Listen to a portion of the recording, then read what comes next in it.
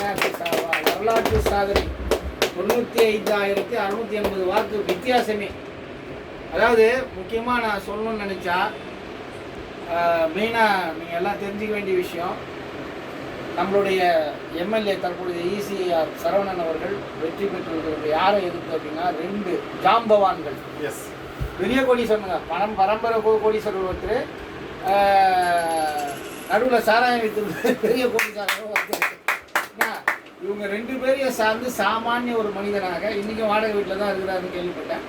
So அப்படிப்பட்ட ஒரு நண்பர் நம்மளுடைய தளபதியின் ஒரு ஊக்கத்தாலையும் பெரிய அளவில் வெற்றி பெற்றிருக்கிறார். அவர் அமைச்சர் ஆகணும்னு நம்ம கண்டிப்பாக ஆண்டவனை வேண்டுகொள்கிறோம், தளபதியின் ஒரு வேண்டுகோளாக வைக்கிறோம். ஏன்னா நாம் களப்படி, ஏன்னா இனி திமுகவுக்கு இங்கே வேலை கிடையாது, ADMKக்கு வேலை கிடையாது, ஜெயிச்சாச்சு இந்த தொகுதியில். அதுக்காக தான் உங்களை கூப்பிட்டேன்.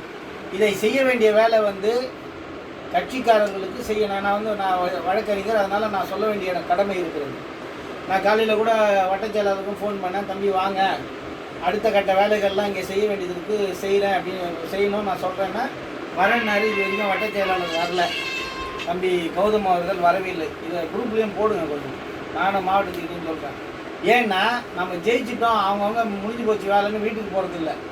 ஜெயித்த பிறகு தான் நமக்கு வேலை. தமிழக வெற்றி கழகத்தின் மூலம் இன்றைக்கி மக்கள் எல்லாம் சேர்ந்து தமிழக வெற்றி கழகத்துக்கு ஆதரவு கொடுத்துருக்காங்கன்னா காரணம் என்னென்னா, நம்ம பேரில் இருக்கக்கூடிய நம்பிக்கை, தளபதி பேரில் இருக்கிற நம்பிக்கை, நாம் எல்லாம் நல்லது செய்வோன்ற நம்பிக்கை தான். அப்போது நம்ம என்ன செய்யணும்னா களப்பணி செய்யணும். களப்பணினா என்ன? உங்கள் வேலையை நீங்கள் செய்யுங்க, அது கூட சேர்ந்து பொது வேலையும் செய்யணும். இதுவரையில் திமுகலாம் கட்ட பஞ்சாயத்து பண்ணிட்டு இருந்தாங்க, ADMK கட்ட பஞ்சாயத்து பண்ணிட்டாங்க, சதுப்பினங்களுக்கெல்லாம் விற்கிறாங்க. நாம் அந்த வேலையெல்லாம் செய்யக்கூடாது. ஏற்கனவே சொல்லிட்டார், ₹1 கூட நாம் மக்களுடைய ஏமாற்றி வாங்கக்கூடாது, நம்ம ஏமாற்றி செய்யக்கூடாதுன்னு அவர் சொல்லியிருக்காரு நம்மளுடைய தளபதி. அது எல்லாருக்குமே தெரிஞ்ச விஷயம்தான். அதனால் நாம் செய்ய வேண்டிய விஷயம் என்னென்னா, நீங்கள் பெருசாக செய்யணுன்றது இல்லை, உங்களோட பகுதியில் இருக்கக்கூடிய நல்ல விஷயங்கள், மக்களுக்கான விஷயங்கள். இது நீங்கள் வட்டச் செயலாளர்கிட்ட போய் பர்மிஷன் வாங்கணும், பகுதி செயலாளர்கிட்ட வாங்கணும், மாவட்ட செயலாளர்கிட்ட வாங்கணும் அவசியம் இல்லை. நமக்கு தலைவர் யார்? தளபதி விஜய் தான். அவர் தான் நமக்கு தலைவர். அவர் உங்களுக்கு உறுப்பினர் கார்டு கொடுத்துட்டாரு. வட்டச் செயலாளர் வந்தார்னா வரட்டும், வேலை செய்யட்டும். பகுதி செயலாளர் வந்தார்னா வரட்டும், வேலை செய்யட்டும். இல்லைனாலும் ஜஸ்ட் ஒரு ஃபோன் பண்ணி இன்டிமேட் பண்ணிங்க, ஏதாவது முக்கியமான விஷயம்னா. மற்றபடி நீங்கள் தான் ஒவ்வொரு இடத்துல, இப்போ நீங்கள் இருக்கிறீங்கன்னா உங்கள் தெருவில் நீங்கள் தான் செயல் வீரர்.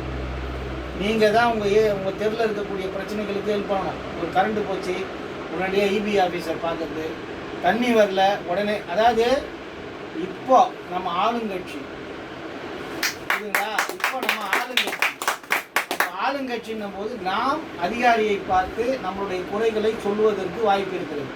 சும்மா லெட்டர் எழுதி கொடுத்தா போதும், வாயில் சொன்னால் கூட போதும், ஃபோன் பண்ணால் கூட போதும், நடக்கும்.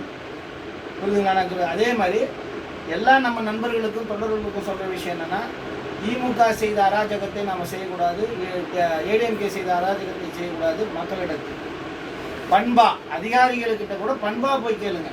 சார் இந்த மாதிரி தண்ணி வரல சார், இந்த மாதிரி தண்ணி குறையா ஊற்றுறாங்க சார், 2 நாள் ஆச்சு சார், கரெக்டாக கொஞ்சம் பார்த்து அனுப்பிடுங்க, எங்கள் தெரு